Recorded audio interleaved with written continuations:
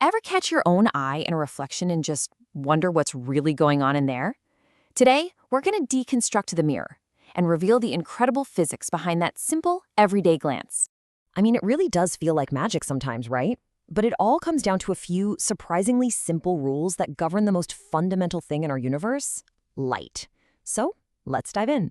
So, to really get mirrors, we have to ask an even bigger question first. What exactly is light? For centuries, scientists were totally split on this. Newton, he thought light was like a stream of tiny particles. But then Huygens argued, no, it's a wave. Well, the fascinating truth is, it's both.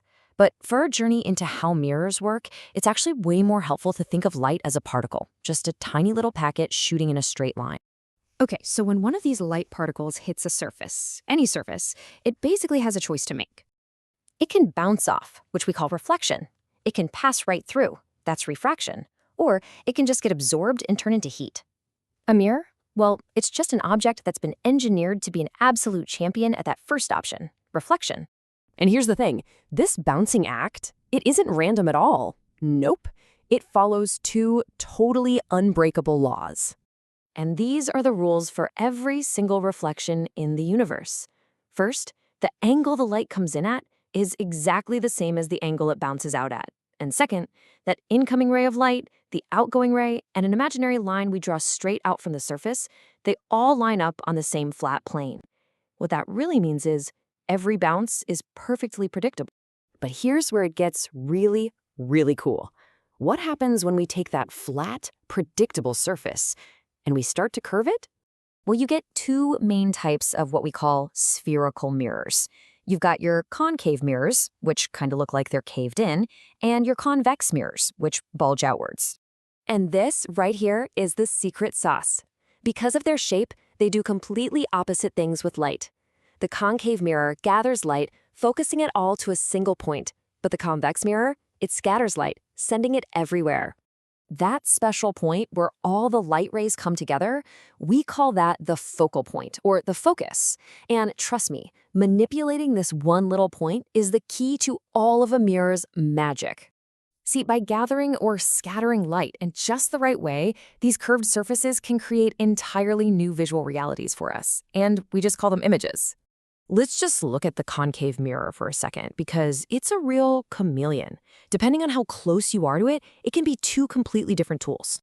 So get up real close inside that focal point we talked about, and boom, it's a magnifier. It creates this big, upright image that seems to be floating behind the mirror. We call that a virtual image because it's not really there. You can see it, but you couldn't project it onto a wall. But now, back away from that same mirror, move past the focal point, and the whole world flips.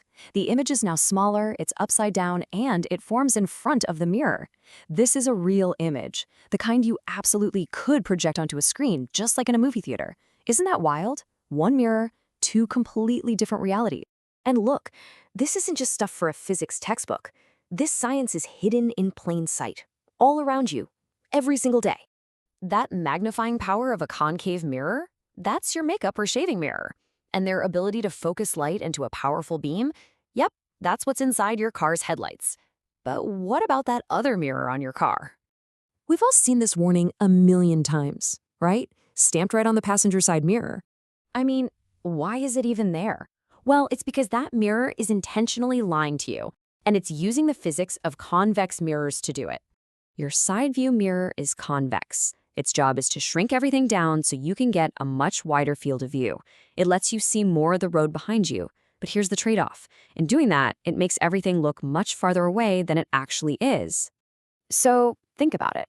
We started with a simple bounce, a predictable rule.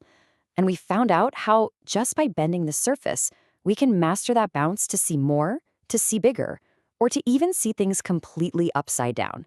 So the next time you look in a mirror, I want you to ask yourself, are you seeing just a reflection, or are you seeing the physics that bends reality? Thanks for watching this explainer.